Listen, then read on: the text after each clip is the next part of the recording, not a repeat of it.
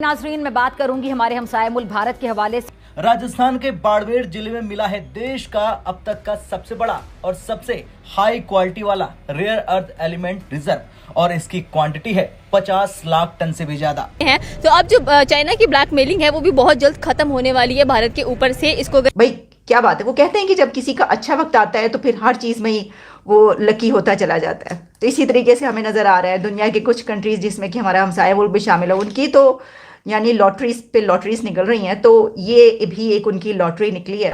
ठीक है ना, मगर इंडिया जब उसके मुल्क से कोई चीज़ निकलती है तो वो गिरवी नहीं रखता, वो अपने मुल्क के लिए इस्तेमाल करता है। यानी ये रिजर्व सिर्फ बड़ा नहीं है बल्कि ये दुनिया के सबसे समृद्ध क्वालिटी वाले रिजर्व में से एक है। So this is like a major, कहना चाहिए इंडिया के लिए, this is more valuable than oil. हम देखें हमारा साथ क्या हो रहा है, हमारे जो ज़खायर है, हमारी जो मादनियात हैं जहां फाटा में पड़ी हैं, जो हमारे बलूचिस्तान में पड़ी हैं, हम क्यों नहीं निकाल रहे। पाकिस्तान के दरवाजे पर एक सोशल जस्टिस का इनकलाब जो है वो दस्तक दे रहा है। क्यों दे रहा है? इसलिए कि 78 सालों में पाकिस्तानी लोगों को कुछ नहीं मिला, जिस पर हुकूमत ये दावा करती है कि मईशत बहुत बेहतर हो गई है। अब सवाल ये पैदा होता है कि मईशत अगर अच्छी है तो आवाम को रिलीफ क्यों नहीं मिल रहा है। तो जब आप कहते हैं ना कि हमें सब कुछ पता है, हमें सब कुछ पता है लेकिन हम कर कुछ नहीं रहे, भाई क्यों नहीं कर रहे हम? क्योंकि मैं समझता हूं कि हम सीरियस नहीं है। देखिए ना एक उसको अल्लाह पाक उसके खजाने निकल रहे हैं, कभी इंडिया में क्या हो रहा है।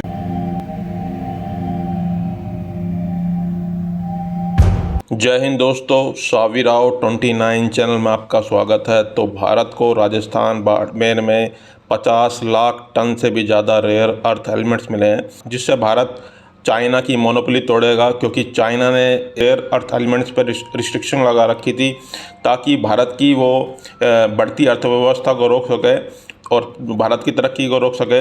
इसलिए चाइना नहीं चाहता कि भारत को सप्लाई करे, तो इसलिए भारत अब चाइना की मोनोपोली तोड़ेगा।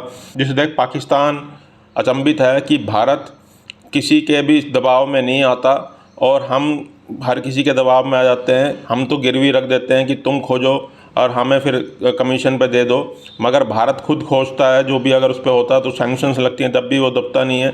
और अब चाइना ने रिस्ट्रिक्शंस लगाई तो भारत ने अपना खजाना खोजा कि भारत जहाँ भी हाथ डालता है वो सोना बन जाता है। और भारत को तो वैसे भी पहले सोने की चिड़िया ही कहा जाया करता था। तो भारत ने चाइना की मोनोपोली तोड़ी है, अब भारत चाइना पे डिपेंड नहीं हो पाएगा। तो भारत को मिला है ये रेयर एलिमेंट्स राजस्थान के बाड़मेर में 50 लाख टन से भी ज़्यादा, जिसे देख पाकिस्तान हैरान है।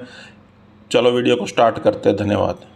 ये समझ लें कि जिस तरह से राजस्थान के अंदर रेयर अर्थ मिनरल्स कह लें कि इंडिया को मिले हैं, तो अब जो चाइना की ब्लैकमेलिंग है वो भी बहुत जल्द खत्म होने वाली है भारत के ऊपर से। इसको अगर एक्सट्रैक्ट करेंगे, अच्छे तरीके से यूटिलाइज करेंगे, तो जाहिर सी बात है इंडिया और पावरफुल होता हुआ दिखाई देगा, क्योंकि इंडिया चाइना से बहुत सारे ऐसे जो अर्थ मिनरल्स थे, उन रेयर अर्थ मिनरल्स से उनको इम्पोर्ट करता था, जो कि उसकी डिफेंस की इंडस्ट्री में काम आते थे और बिजली बनाने वाले कह लें कि जो सिम्टम्स थे उनमें इस्तेमाल किए जाते थे। बट राइट नाउ इंडिया ने उनकी एक्सपोर्ट बंद, चाइना ने उनकी एक्सपोर्ट बंद कर दी है और सारा कुछ खुद ही हथियाने की सोची जा रही है। यहाँ पर पाकिस्तानी अवाम से बात करेंगे कि भारत के ऊपर जितनी मर्जी मुसीबत आ जाए लेकिन वो स्ट्रॉन्ग खड़ा रहता है, मजबूत खड़ा रहता है, अपनी जगह नहीं छोड़ता है। ऐसा क्यों है? देखिए, हिंदुस्तान के ऊपर जो है ना अल्लाह का बहुत करम है, आज से नहीं हज़ारों सालों से करम है।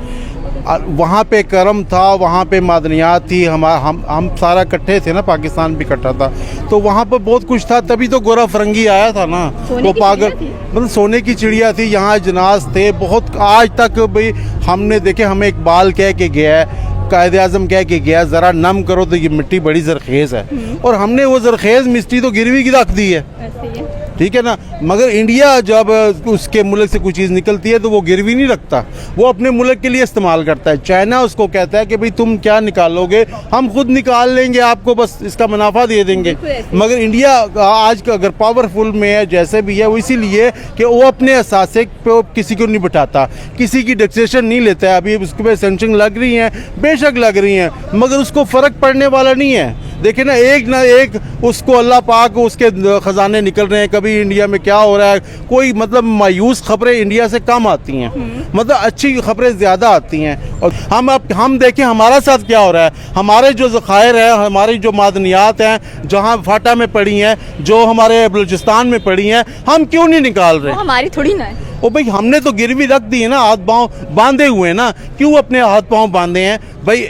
क्यों नहीं करते? क्यों दुनिया को कहते हैं आके यहाँ इन्वेस्टमेंट करो? क्या शहबाज शरीफ क्या अपने मुल्क में कारोबार नहीं कर सकता?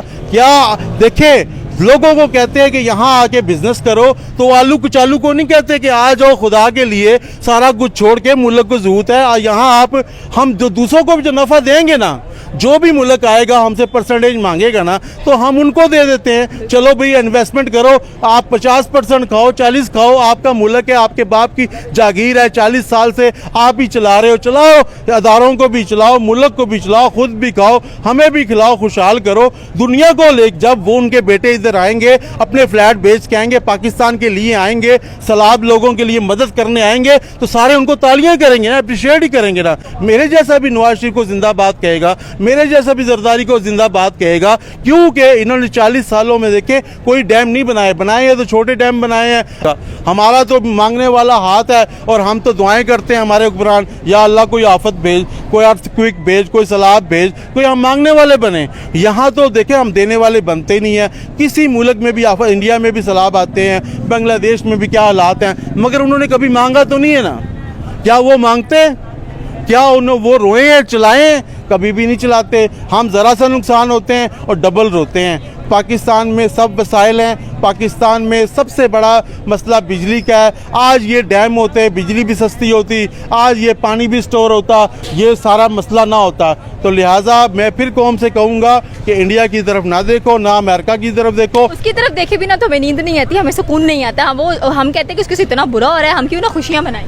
असल में हमारी सबसे बड़ी देखें ना, जब पाकिस्तान बन गया था ना, सबसे बड़ी हमारी गलती यही है कि हमारे कायदे आज़म ने ये कहा है कि भाई आपने कश्मीर लेना है। ओ भाई ये भी तो कह सकता था ना कि आप पहले आपने आपको स्ट्रांग करना, 50 साल तक देखना आप किस हालात पे पहुंचते हो। फिर अब देखे हमेशा इंसान अपने घर को अच्छा करता है, फिर उसको घर को बढ़ाता है ना।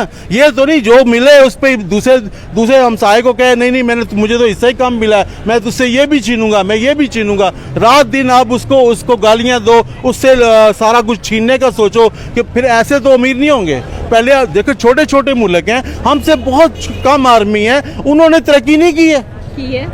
वो क्या वो मांगते रहे हैं? क्या देखें अभी तुर्की से सीरिया वो मतलब साइप्रस अलहदा हुआ है, छोटा सा मुल्क है।